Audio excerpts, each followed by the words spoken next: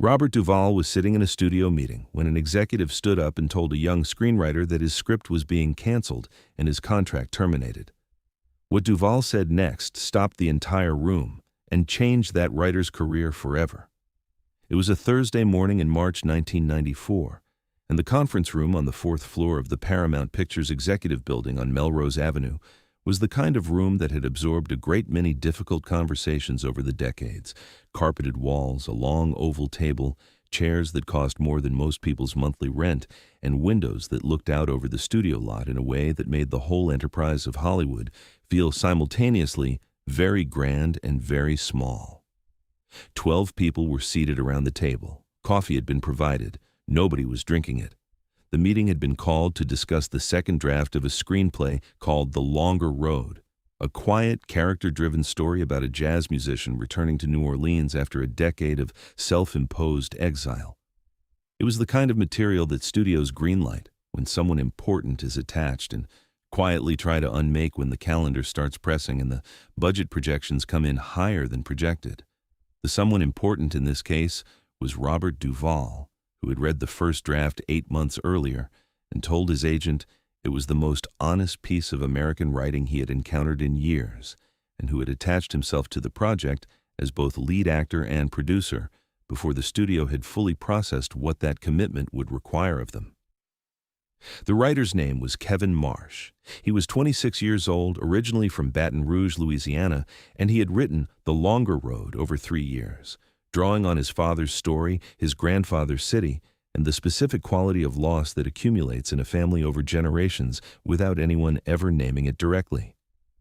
He had sold it to Paramount on the strength of a pitch in 30 pages, spent 18 months in development, and delivered a second draft 6 weeks earlier that he believed, with the particular terrified certainty of a young writer who knows when he has found the real thing, was the script the story needed to be.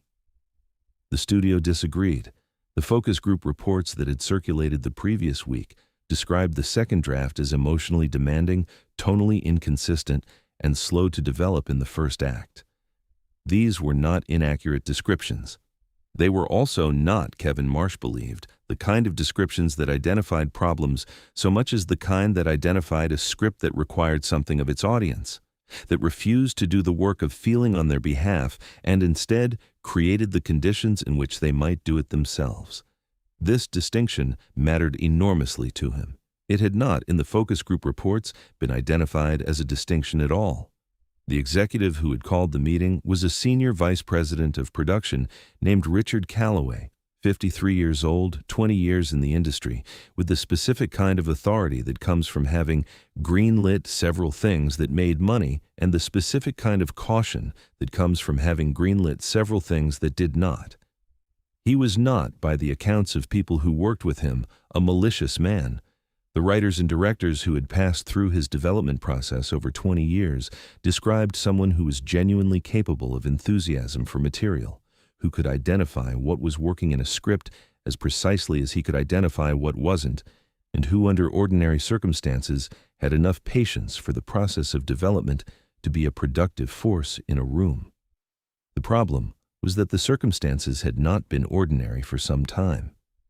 3 of his last 4 greenlit projects had underperformed significantly. The 4th had not been made. He was a man operating under institutional pressure with institutional tools, and the institutional tool currently available to him was a second draft that tested poorly with 3 focus groups, and a director who had quietly told his assistant 2 weeks earlier that he was looking at other projects. The meeting had been running for 40 minutes before Calloway made his move, and in those 40 minutes, the texture of the room had developed the specific quality of a conversation heading somewhere that everyone can feel, but nobody is ready to name. The notes being given were real notes, genuine observations about structure and pacing, and the third act that Kevin Marsh had been listening to and responding to with the focused, careful attention of a young writer who has not yet learned that sometimes the notes are not really about the script.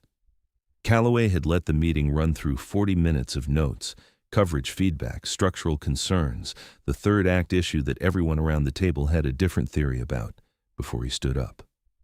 Kevin Marsh had been sitting at the far end of the table from Duvall, taking notes on a legal pad with the focused, slightly brittle attention of a young writer who knows the room is not going his way and is trying to stay professionally present anyway. He had said very little.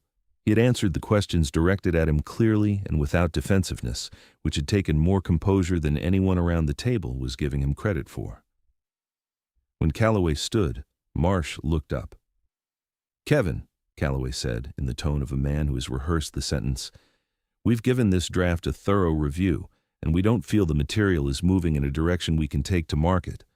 We're going to be canceling the project and terminating your contract as of today. The studio appreciates your work and wishes you well."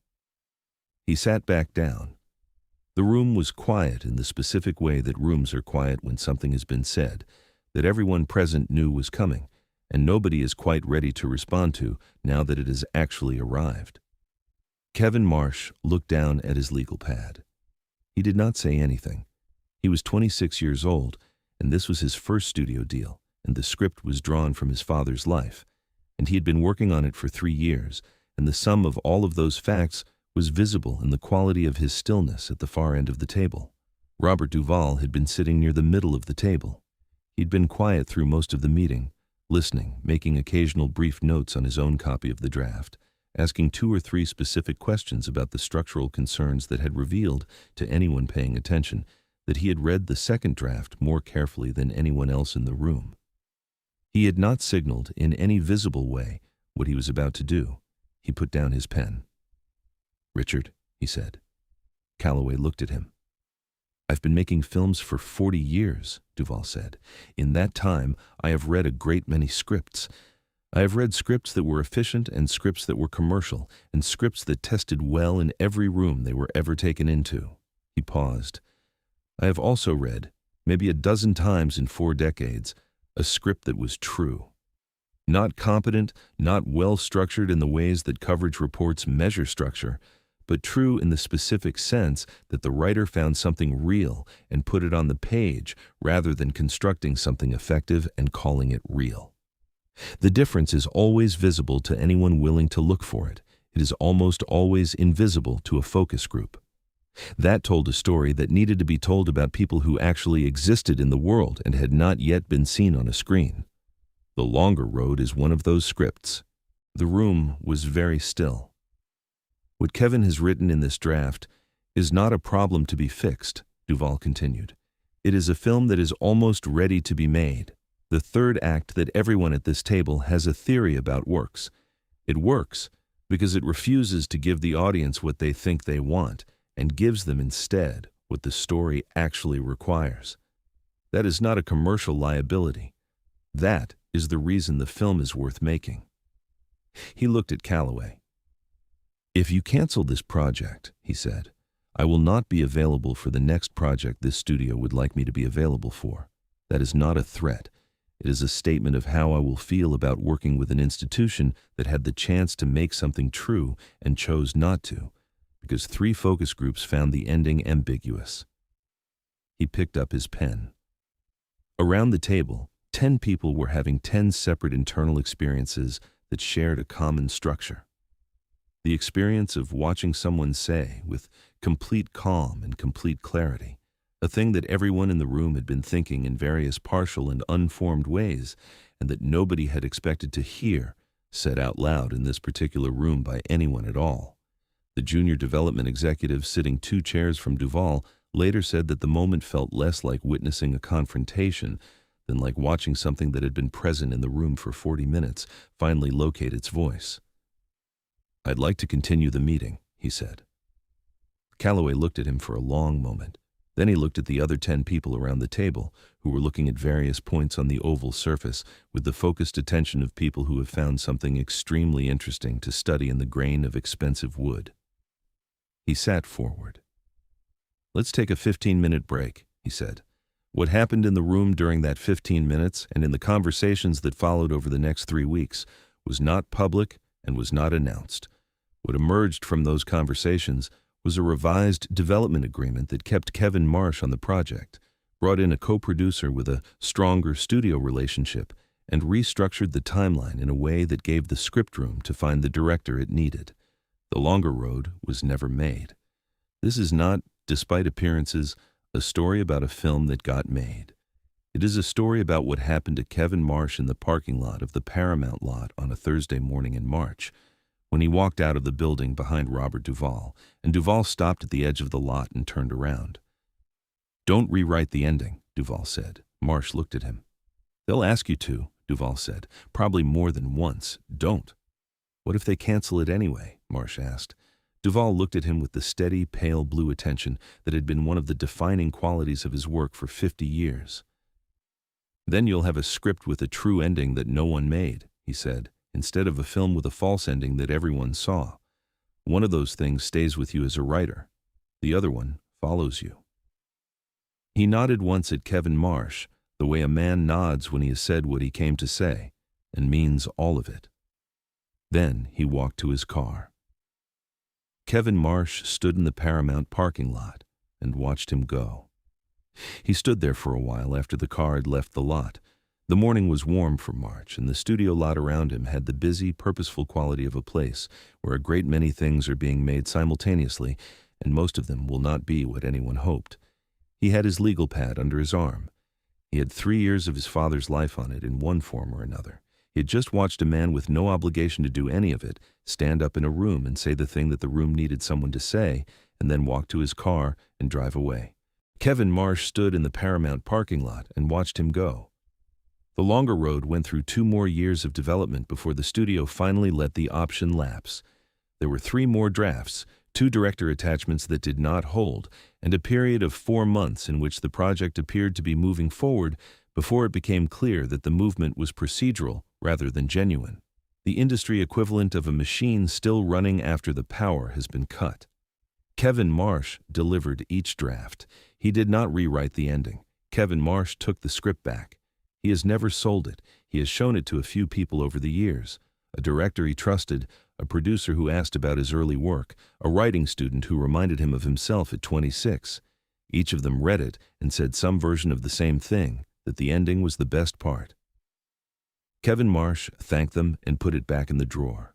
He has, however, spent the past 30 years writing features, television, one stage play that ran for 7 months off Broadway, with a consistency and an integrity that people in the industry have noticed, and that he himself attributes in part to a Thursday morning in a parking lot.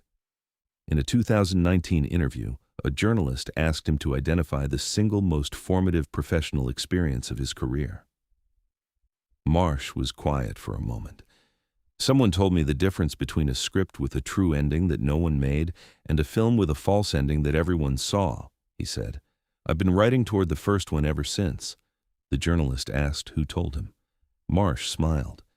"Someone who had read the script more carefully than anyone else in the room," he said.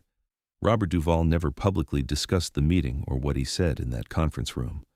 He did not, as far as anyone has been able to determine, consider it a particularly significant event in a career that had contained a great many events. He had read a script he believed in, said what he thought about it in the room where it mattered, and driven home.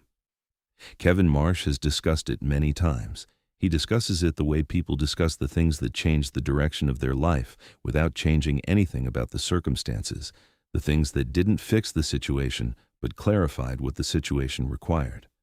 If this story reminded you that the most important thing anyone can do for a young person's work is take it seriously, subscribe, leave a comment, and hit the notification bell. More stories about the real character behind Hollywood's greatest legends are coming every single week.